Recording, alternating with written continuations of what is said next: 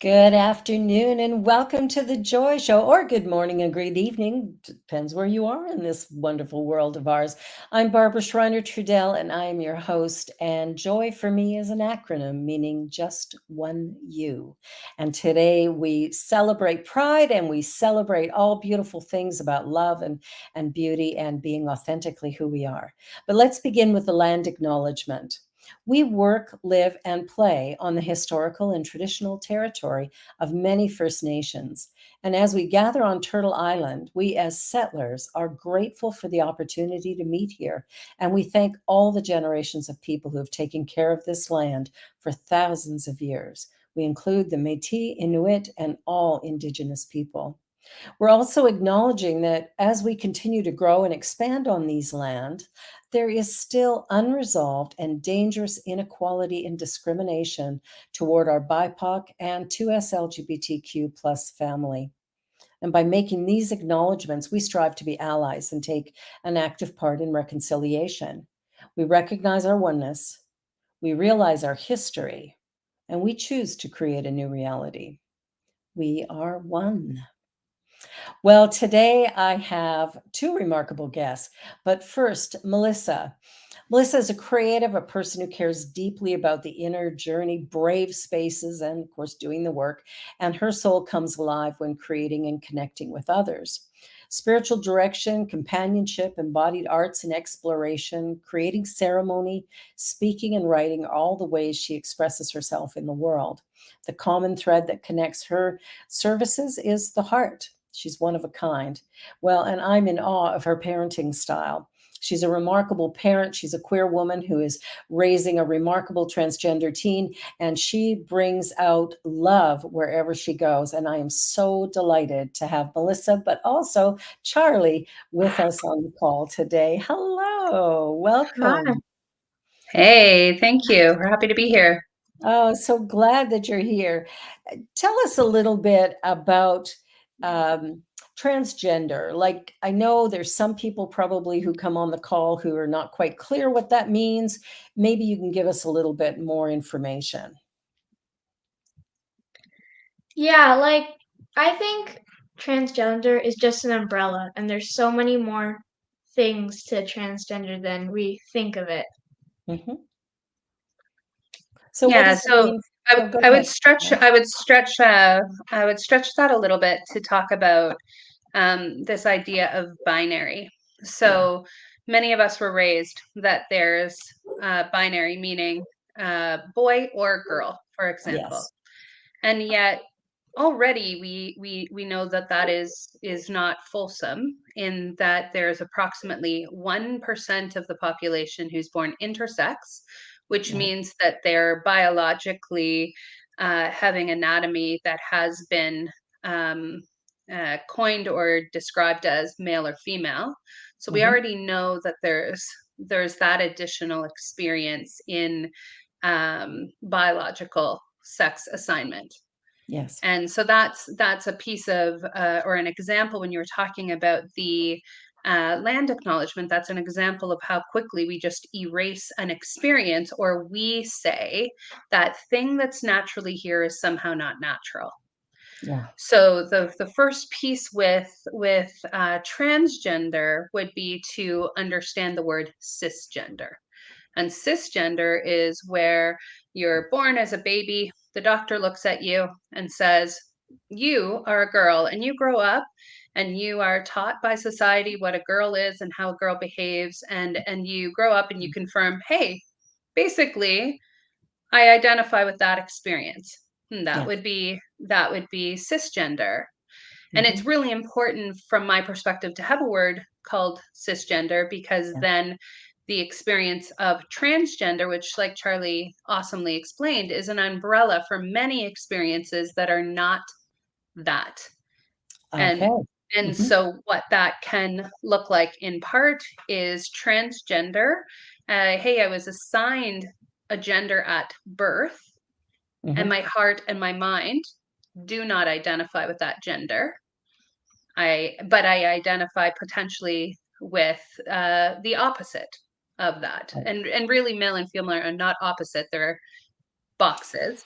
I identify with the opposite box. Great, that's an experience. Yeah. Then for someone like myself, I would say that I notice my masculinity and Mhm. femininity are both loud. So I feel loud masculine, loud feminine, and I identify loudly with both. What would you say your experience of your gender is? Because it's slightly different. Yeah, like I would say I feel mostly both all the time. And like if I had to choose which gender I had to be, I wouldn't do it. Like I couldn't because I don't feel that way. I feel both. Um I Yeah, think and all of us are, right? well, and also valid and natural is to say, hey, you've given me these names and genders. I identify with neither. Yeah. Also valid, also part of that non-binary experience of I don't really fit into these categories or these social constructs of what I was told to do or how I was told to be, and neither of those. The most important piece about somebody who says to me, "Hey, I'm looking to understand," or how do I approach if somebody says to me, "Here's my gender experience," I would say to them, believe them and respect it. I Believe love them and that. respect it. Oh, for Yeah, me, I experience my gender this way. Oh, thank you. Thank you for letting me know. exactly. And that the other piece that we could touch on a little bit is just this idea of pronouns and sharing pronouns. Mhm. That the most the most encouraging piece for that is simply when people share their pronouns Mhm. in an email tagline on a show like this where the pronouns are there and shown, and that Mhm. that does not give you a right to somebody else's pronouns, but it does give space for somebody to go, hey, that person's aware that there's more pronouns, or that we can communicate. Sorry, we've got a That's dog okay. and a kid coming home. But there's more than one experience, and there's more than um, one way of having gender expressed. And so that piece of I oftentimes get asked, how to approach that, and I say, well, like, first of all, educate yourself. Yeah. Secondly, share first. Share first. Yeah, My name that's is really Mel, and my pronouns are she and they. yeah. And I'll invite you now to introduce yourself in a way you feel comfortable with. And maybe they'll share their pronouns and maybe they won't. It doesn't really matter. You've created the space. And I think that's the biggest part of this is honoring every person and realizing that gender is I mean, it's such a fabricated thing. It goes back to the boxes of, that I think were set up in the beginning with colonialism altogether, that there's this whole system in place that here's the box. Nobody really fits in it, but we're going to force everybody to try and conform to it, which is going to allow the, powers to be to sort of uh, well, overpower the rest of us, keep us in a place of fear, a sense of I'm not enough or somehow I'm different. I hear all the time from people going, well, I'm just so different from everybody else. No, you're not. Mhm. You're just like the rest of us going, I don't fit in the box. And that I think is a really important part of the whole story. So, Charlie, tell me, do you want to share a little bit about your kind of coming to terms with who you are and how you identify? well, it started I actually became gender fluid like last summer. Okay. And I like felt a way that I decided to just push back. I didn't really want to think about it because at the time I was transgender as a girl.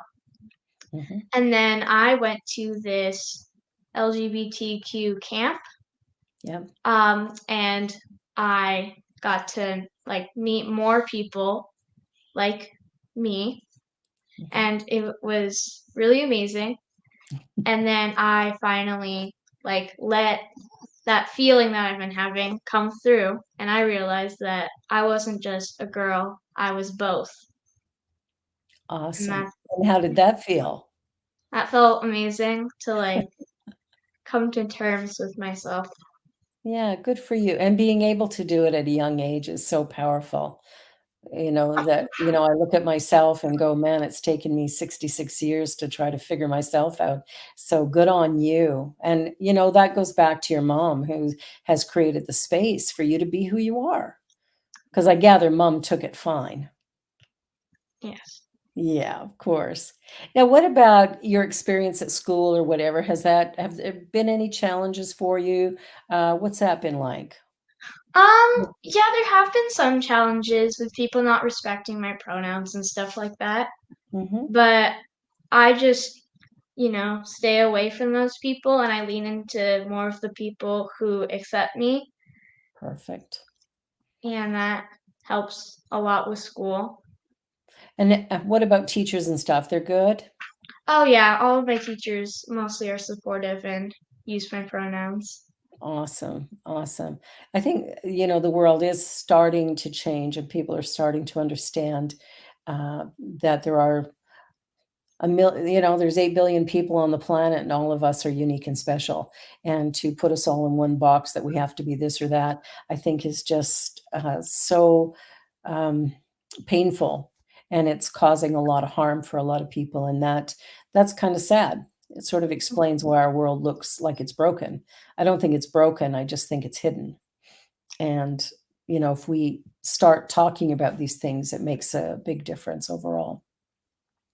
Yeah, I think there's a key piece to Charlie's story that is so important, and it's that Brene Brown about 4 months ago came out with a video, an amazing video, and it talks about basically Brene Brown, who is an incredible leader in research studying on empathy and vulnerability and all of these things, comes out and Yeah. says about empathy, I was wrong. And she continues to say this. She says, I would describe I underestimated how important language is, having language to describe an experience. Yeah. And she says, I liken it to the ocean being emotion and the shore being language. And I underestimated how how much lack of language there is because of the exact setup of our world. Our systems were designed to exclude. Here's your three options for things you can be: heterosexual, only attracted to the opposite gender, and we're telling you there's only two, even though we know that many more exist. Yeah. Cisgender, we're gonna tell you your gender, and we're gonna tell you how to be your gender, Yeah. and hopefully that works for you. And then monogamy, right? Marriage Mm. was only created approximately 200 years ago, and part of the motivations for that historically were, 200 years ago, that women were able to own land. And to be clear, that was white women. It has been less time for women of color. So part of the motivation toward marriage was knowing who your heirs were, the acquisition of land, and the acquisition of a woman, Yeah. right?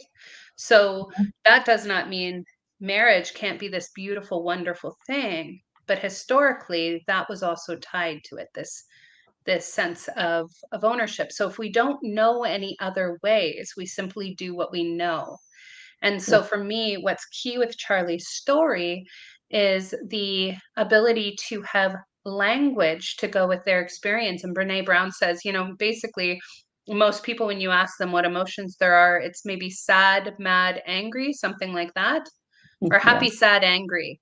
And yet think about the myriad of multitude of emotions that exist. Mhm. But if we don't have language to express that, then we may struggle to express that, or we may have an experience, but we can't find a way to communicate that with the world. And so that camp, from my perspective, armed Charlie with this understanding of language, and started to name those experiences. But I also noticed when you asked the question about, how did your mom respond, what I think is more interesting was how distressed Charlie was to share that information.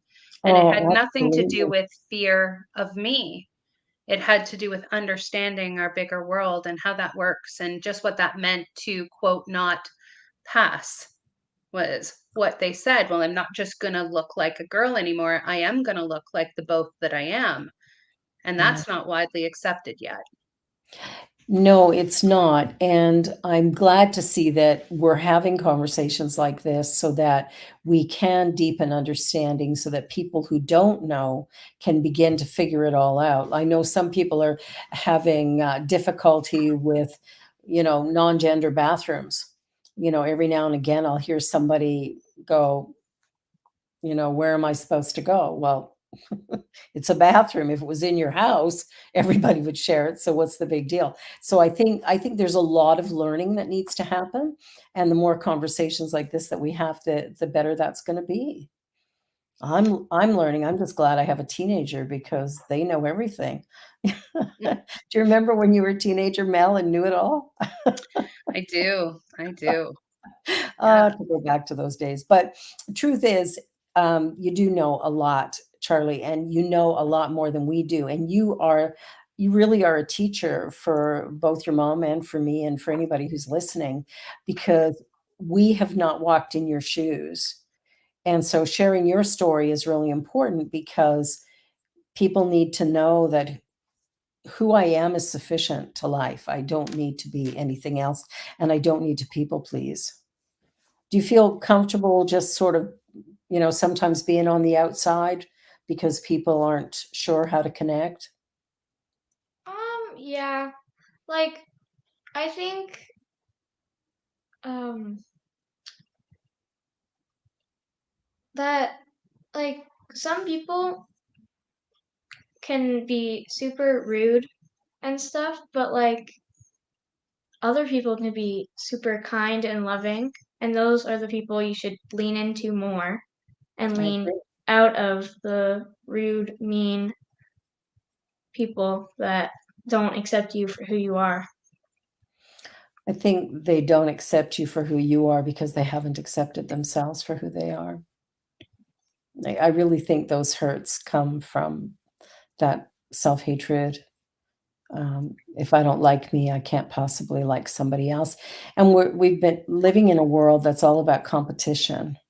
And I think that's one of the things it's one of the things I really despise about the school system is, standardized tests, for example, telling kids that, you gotta study hard, you gotta get this perfect, and all the stress that gets put on children, I think, well, on all of us for that matter, but, we've put a bunch of things in our kids' heads, not you, not me lately, probably with my first children I did, but not with the latest one.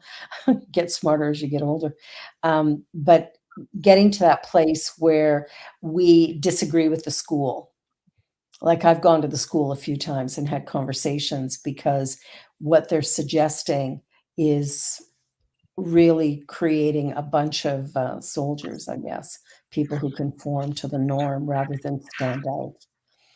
And I think standing out is what we should be doing. So what are you passionate about, Charlie? What do you love to do? What really excites and delights you? That question is so awesome, except for the school conversation you had before. Um, I think I'm thinking, Charlie, about track and field, and I'm just thinking about sharing that story in a moment. Yeah, But the ways for which you know, just being able to walk in your own shoes, or having room to walk in your own shoes, and having room to have conversations and room to be heard, can almost effortlessly make changes. yes. And oftentimes we think, it needs to, um, I don't know, take a long time or be really loud or something else. But Charlie's track and field experience this year is nothing short of incredible. So go to it, Charlie. Yeah, Share that please. story. Okay. It's amazing.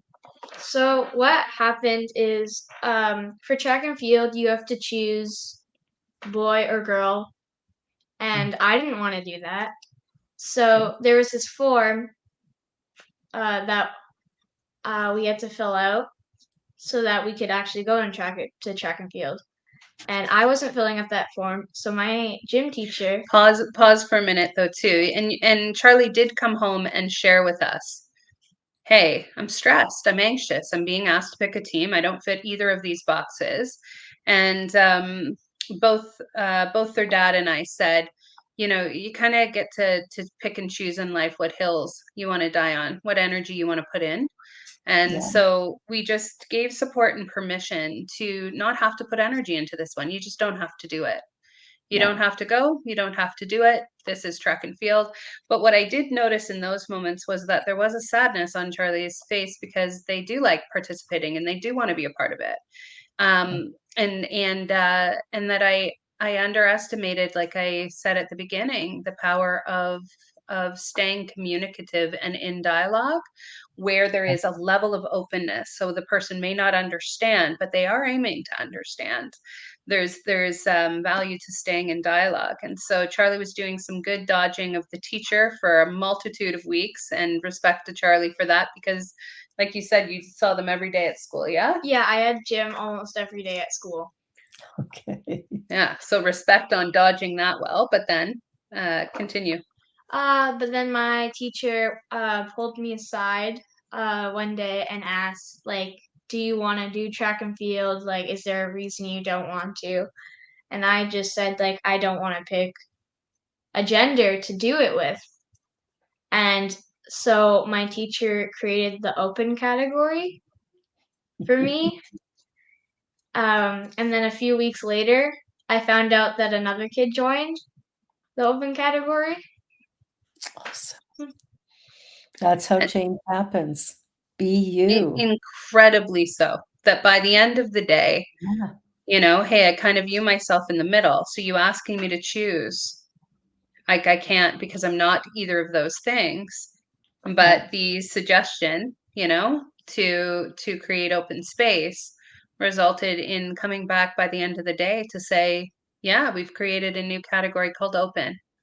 And then by the day of the track and field meet, Charlie was um, not competing alone. Though I do think it was interesting because I asked Charlie particularly, just with sensitivity to their feelings of, hey, I'm just curious about how you feel about potentially competing alone. And it was interesting to hear your response. Do you remember it or no? No, I don't really, but Yeah, I think that Charlie's highly social and would rather connect with others. But what you said was, like, obviously, I'd rather um, compete with others, but I'm glad to at least have a spot. And so noticing that spot piece was important, right? So that idea of walking in your own shoes is, the challenge is, can one learn how to walk in their own shoes in a way that they actually give room for another to walk in their shoes. And for me, that was a moment where the teacher, can't make anyone else do anything, but they can create room. And then in creating that room, it served immediately another youth. Which is so powerful. And that's what I love about um, the youth of today, because I'm seeing similar things with my daughter, who has been a fierce advocate for so many things in her school. But the way that it's done is not aggressive anger, it's clear, concise arguments that really can't be dispelled. And the principal said to me at one point, like, I've never had kids like this in 15 years of school. I've never had kids who just say, this is what's right, and here's what you need to do about it, and not creating a fight about it, but standing firm. And that's what you did, Charlie. You stood for what you believed in. And that not only has created space for you and this one other youth, but what it's done is opened up for years to come for everybody. Like, wouldn't it be nice to see just an open category, period? Like, let's get rid of this, boys wear blue and girls wear pink, and girls dance and boys play sports and all the rest of this garbage, because none of that's really true. It's all, we all do all sorts of things. And I think, changing the storyline is so powerful. And it happens when powerful young beings like you stand up and go, this doesn't work for me, but yes, I want to participate. Good for you. Good for you. I'm going to say it's time for a commercial break. I have a puppy that wants to let out of my room. So let's go to a quick commercial. You're watching The Joy Show. I've got Mel and Charlie with me today, and we're talking about pride and all the reasons why being just one you is so perfect. Anyway, we'll be right back. Don't go away. New Thought Media Network is on the rise. We're looking to grow with you. Do you have technical media experience or perhaps a desire to learn? Are you willing to volunteer your precious time and attention? We share this message to benefit all. If you possess a computer with a camera and a microphone, we will share our knowledge with you. Behind the scenes or being the star, let us bless our one. Contact us at info@ntmedia.org. Watch me change when you change the way you look at things. The things you look at change. When you change the way you look at things, the things you look at change. When you change the way you look at things, the things you look at change. When you change the way you look at things, the things you look at.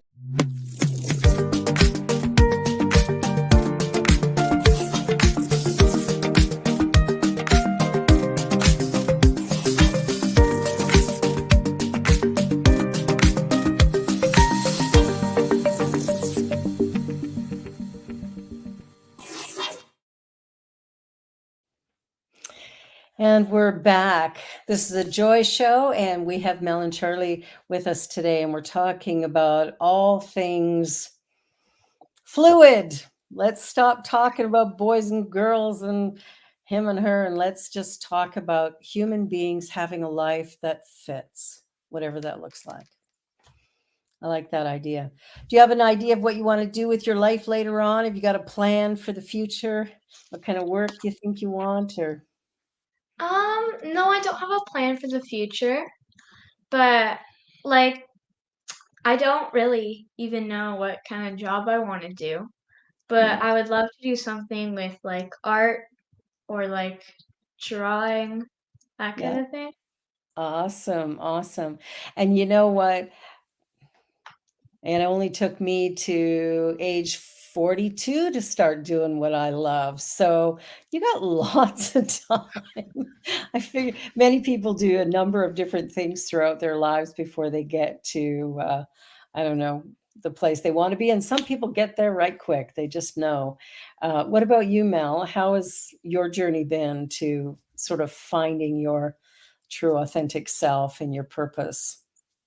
Yeah, so for me, I think in terms of how I want to be, and a little less. I noticed that generally speaking, the work that I do Mhm. focuses on teaching the difference between fitting in and belonging, and understanding Yeah. that fitting in is oftentimes requires of us to mute aspects of ourselves, to put masks on, to quote pretend with others in order Yes. to be able to be a part of something. And belonging is where you can show up as you are and have room within a space. And so, whether that's work within restorative justice, work within conflict coaching, spiritual direction, embodied facilitation workshops, uh, being a part of the pride community, speaking, advocating, whatever that is, really at the heart of it, at the heartbeat of it, is being somebody who models what it looks like to be a space creator for others, which means Yeah. learning how to meet. I've said in the past, meet my own shit and magnificence, my flawed and divine dancing together and being Mhm. all of that at the same time. And that I find that that naturally creates other like space for other people to show up as they are, and that in and of itself is the healing place. It's so potent to be able to Yeah. be who you are is life-changing to be witnessed as who you are and to Yeah. be who you are and held and responded to with love and kindness and respect. And what that looks like to yeah, you could just feel the difference, the texture difference of spaces of belonging. And so I'll dedicate my life to that in whatever forms that takes, which Yeah. sometimes Charlie and I were talking just before this podcast about reflecting on our day tomorrow. We'll be Yeah. at Tri-Pride celebrations in the afternoon and doing a craft tent, and we've made together Oh, I into love they're that. called zines, and probably my favorite. This is a Charlie drawing, so that's Charlie's art. Wow, And Charlie, you're the talented. story is a story that I wrote for them, and they illustrated, and it's called a zine, which is a little self-published piece. And so part of our booth will give out free versions of this and invite people to actually open it up and put personal messages of support for the people that they love in their Oh, lives. And so we'll be doing that in the afternoon. And in the morning, we'll be going to support a story time with a drag queen that's being yeah. protested. And Charlie and I talked about it. And again, you know, it's do we have the capacity for this? And it's okay if we don't. It's okay to say no. And if we do, how do we want to show up? And so for Charlie, that looks like going in and listening to the story and just being thrilled to experience that. And for me, it looks like standing outside and making sure that people can safely get in yeah, to listen to the story. And the little poem that I wrote for Charlie that's in this book, Yeah. I'll read. Please. Your toes are rainbows naturally. What a wonderful gift this be. Others may try with polish and paint to paint bright colors or brush over yours faint. But my darling, why not dazzle instead with your rainbow toes and your rainbow head, your rainbow heart and your rainbow soul, already perfect, already whole. Oh, that's beautiful, Mel. I love that. I love that. Well, if you have any extra of those, I'd be happy to hand them out around here as well. Like, that's brilliant. Maybe I can buy some from you and pass them on. I think, finding ways of communicating the beauty of life and love and creating space. So I love that you're doing that. And you've obviously done that with your children to create space for them. I didn't do so well with my grown children. I have a 50-year-old, a 42, and a 40, and I have an 18. So it's like there's this big spread.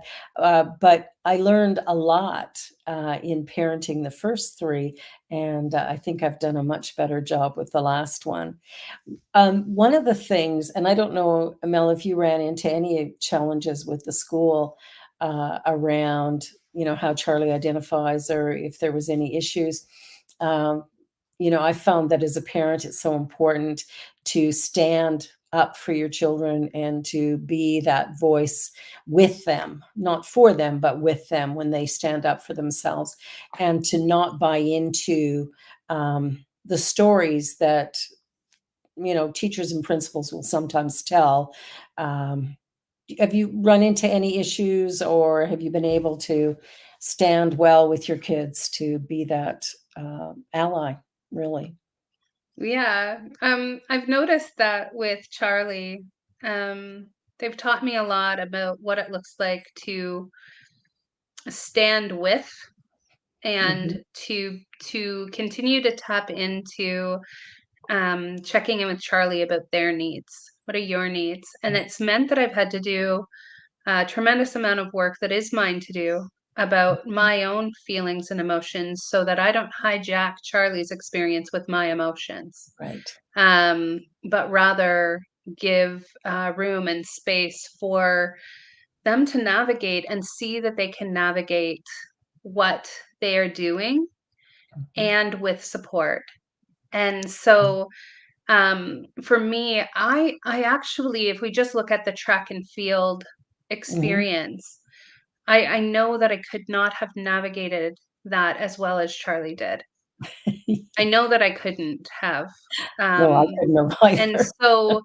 so it's been a little bit like frequently we talk about like, hey, this is something where I can come in, but you can like, would you like that support? Or just different sort of dealing with the realities of being a teenager and navigating that world. And I can come with you to this place. I can, what would you find supportive? What are your needs? And I found that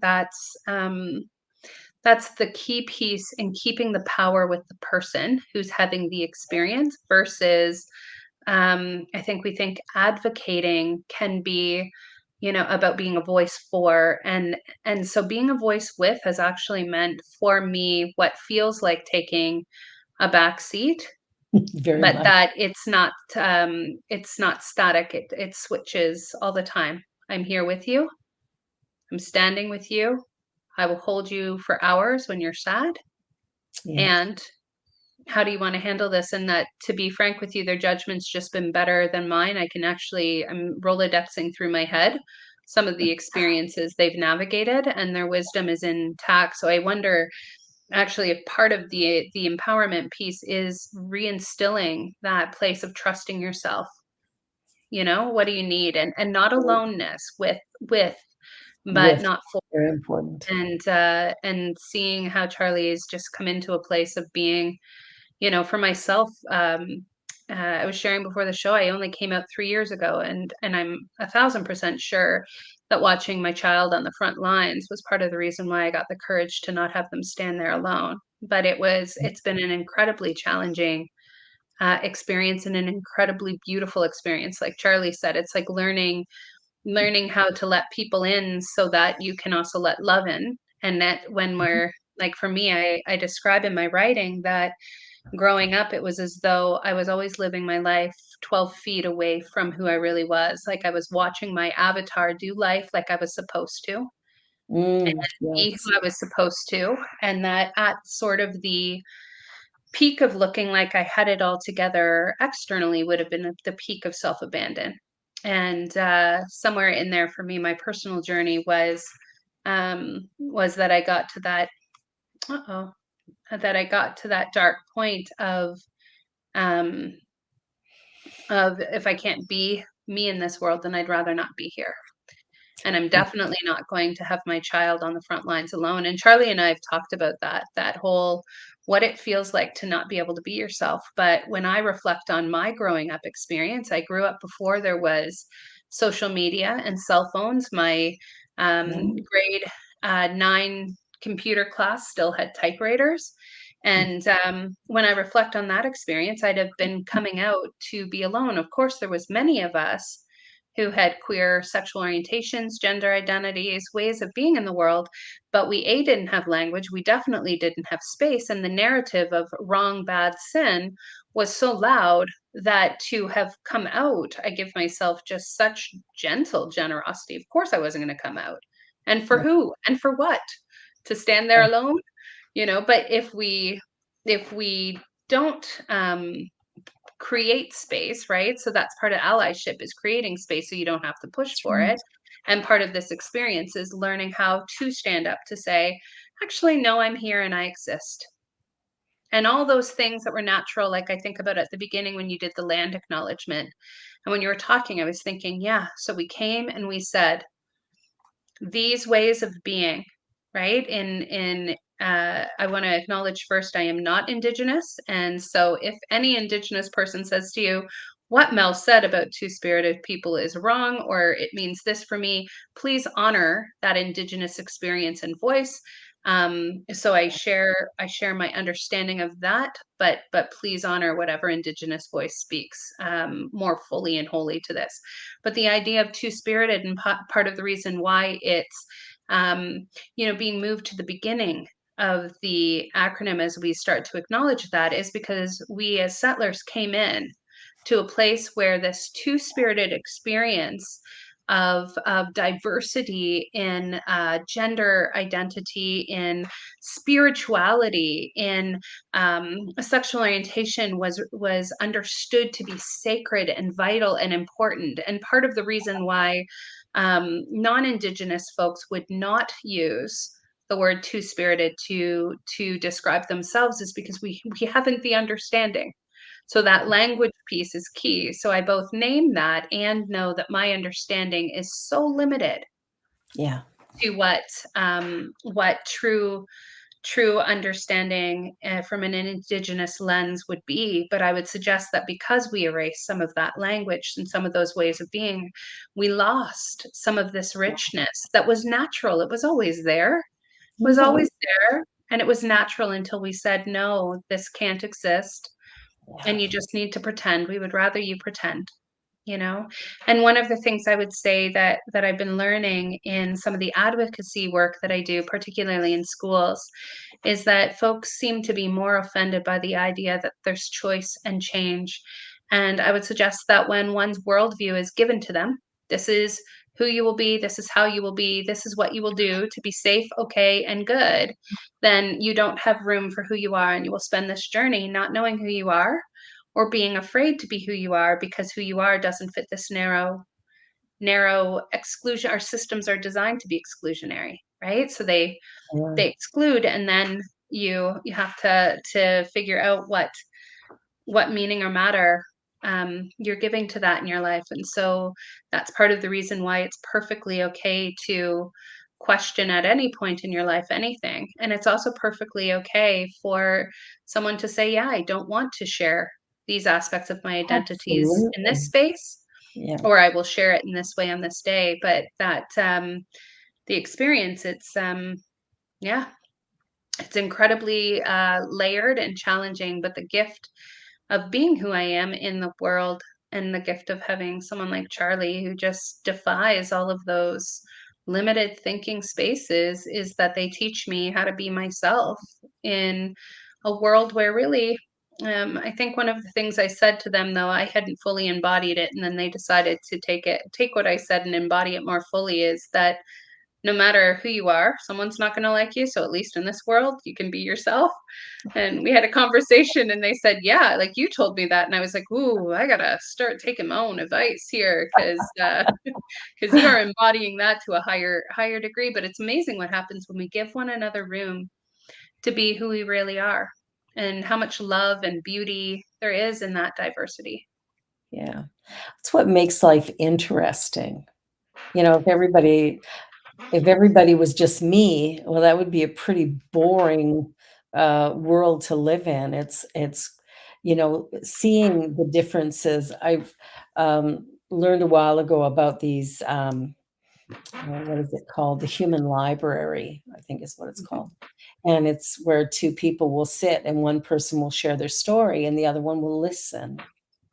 I mean, wow, just to have somebody listen to you, Mhm. really listen, not be formulating a response or creating a whole different narrative in their mind, but taking in what you're sharing. Like, how beautiful would that be for everyone to be able to go, this is who I am, or this is what my journey has been, and to have that honored would be just remarkable. So when I see parents like you that have created that space for your children where they get to be who they are, we don't know.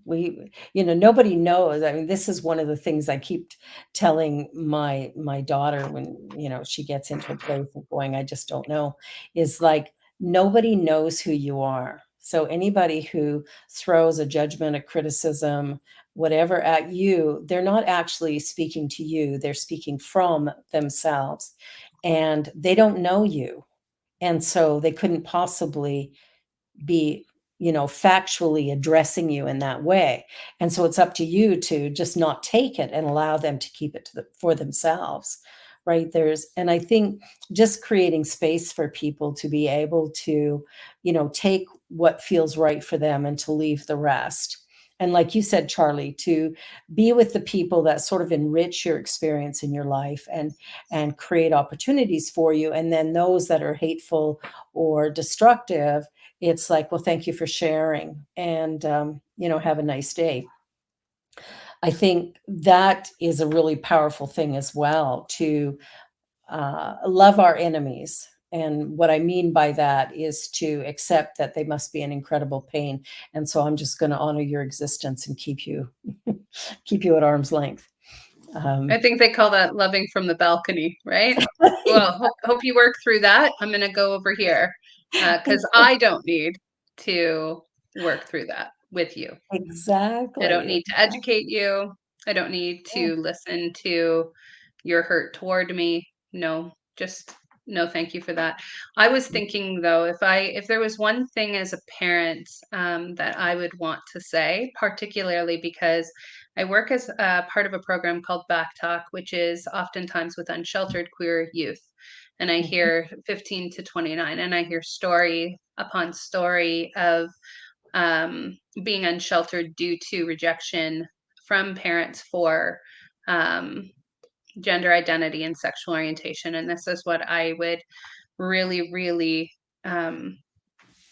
share from my heart to anyone who questions how they want to navigate this. First of all, there's that understanding of love as a mindset and a value to show up with love. And we experience a massive amount of coercive and in Buddhism, the near enemy, the thing that looks like, acts like, and may feel like connection is actually control. Yeah. And so what we do is we say, I will love you if you do, be, act, look like I want, doing what I want.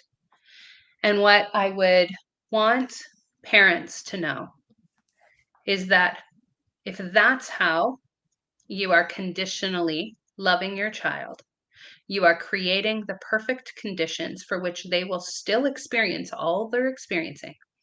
They will still be exactly who they are. You just will not know them at all. That's right. And if it is you who would not want to know your child if they don't show up as you wanted them to, as you think they ought to, then that's your work. That has nothing to do with the person before you.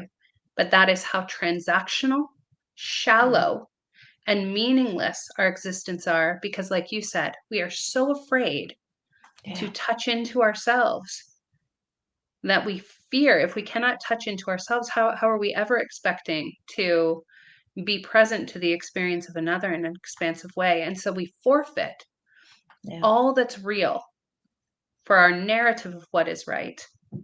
And it all is there in existence. We just experience none of it. And we experience that level of disconnection. It's like a self-fulfilling prophecy. Absolutely. And then we have that sensation of loneliness and isolation in our lives, and we never quite feel connected. And it is that piece of our own doing. We are creating that ourselves. We are co-creators in our lives. And so for me, what I speak to is that part in our brain that says, I value love and I value kindness and I value respect. Then you got to show up in it. You have to hold yourself accountable to how you show up each day and what that looks like. And it's such an individual journey. We look at life and we're on a planet with 8 billion people, but there is 8 billion different expressions. And to sort of come to understand that every one of them is valuable. It's like a beautiful tapestry. If you go into a museum and you see an incredible tapestry, if one thread was missing, it would look incomplete. And so all of the ways that we are, everyone, like we're all bringing something to the table. And if we could accept that we have that value, like what a different world we would live in. Well, yeah, because we co-op each other. We co-op our kids. We say, I'm going to have a child and they will be, versus, hello, nice to meet you. And how can I support you in being who you are? I'm going to have a partner and they will be who I want them to be. And if they're not, that's a reflection on me. And that's who I am, versus being and calling ourselves into a healthy relationship with ourselves and love for ourselves, for which we don't need to take everyone else's journey and make it about us. What do you think, Charlie? What do you wish people knew? What do you want people to know? What's on your heart? That most queer people get a lot of judgment, but you shouldn't let that get to you because, like I've said before, there will always be people that will love you. Yeah. And like if you have like this one person's getting you down, you probably want to talk to someone Yes. that will understand and help you cope with that. And I'm curious, Charlie, if you didn't have space to be who you are in this world, if you weren't given that space, say within your family, what do you think would happen for you? I would probably lose myself. What does that mean for you? Like I wouldn't be able to be myself. I would just, not be happy at all. Yeah. And there's a lot of people out there who are experiencing that. Yeah. That non-acceptance, who you are, the way you are is wrong and bad. Yeah. That's the narrative we need to change. I think as parents, we have to learn how to love. You need a license to drive a car, you need a license to do certain jobs, but you don't need anything to be a parent. Mm-hmm. And then some of the mistakes we make, ooh, baby. I sat down with my older children and apologized for a whole lot of stuff. And that's my healing journey to go, wow, I projected my pain or whatever. I had my first child when I was 16 years old. So it's like, her and I just spent the last couple of weeks together and it was so great because we're talking about things that, um, things that have caused, a bit of a disconnect or whatever. And it's just being able to speak frankly about, wow, I could have done this different, or you could have done that different, or, I did a horrible thing when she was 16, her 16th birthday. She was born on St. Patrick's Day. So I thought I was doing a nice thing. I'm not sure what I was thinking. I sent her a clown with green balloons to her school. Bad idea. She's 50 and still reminding me of it. And I'm like, oh dear. So Mel, don't do that. And we're not gonna get it all right. The thing No. is when we risk relationship, there will be harm because Yeah. we may have an intention and show up, but it's when we intentionally seek Yeah. to limit one another's ability to be who they are in this world. And so one of the one of the conversations is about statistics and mental health. And that I've heard one of the counter narratives be folks who are able to transition, for example, still deal with mental health and depression years later, and it's still difficult for them. And I would say, well, of course it is, because they're still living in a world for which people are not capable of walking in their own shoes in a way that they can be okay with diversity around them. And so for me, growing our capacity to be in spaces that are diverse and not lose ourselves in it, but Yeah. rather to coexist with one another in a healthy way is the practice. Because like I would say for myself, yeah, my mental health suffered trying to pretend to be something I wasn't in the world to be safe and okay. But if I were safe and okay and had language and understood how natural all these ways of being in the world are, well, then I would have a completely different experience. And so it's like you said, to co-create a world where there's the reality that you can actually be who you really are and be seen and supported as who you really are. We're thirsty for those spaces, all of us, in the many ways that takes form. So Yeah. growing our capacity to be with ourselves and all of the many selves and identities that exist within us, sometimes in tension, then grows our ability to be with one another in a healthy way. Yeah, I think that's the thing, is if we're finding it difficult to be with others, we need to really do some inner work, because that discomfort comes from that that place, those things we're hiding, the things that maybe we were told were bad and wrong when we were little, all the ways we were told no, uh, you can't do that, or don't do this, or this isn't right. All of the labels that were put on us too, that, girls are this and boys are that. And just all of these stories that have created many generations of people who are struggling to find a way to fit in the world. And that's what's causing all the disparity, is we don't know how to fit, because we haven't figured out we need to just be who we are. And that's enough in and And of itself. it's amazing to me because I think about, there's a narrative that because it works for me, it should work for you. So we should Yeah, just all be the same. And then the opposite is, if I don't have room to be who I am, then you shouldn't have room to be who you are. you are. And it's like, or we could both make room and be who we are, right? Like there's other choices. It's not as fixed or limited as Yeah, that. it's not You this or can, that. It's yes, and. and that we don't have to experience everything to value room for one another. We don't have to understand everything to say, no, at my core, I want to Mhm. see each person thrive and be loved and be accepted and be a part of this world. Yeah, changing our language. You had talked about language earlier, and I think that's such a crucial part of all of this, is our language is so limited.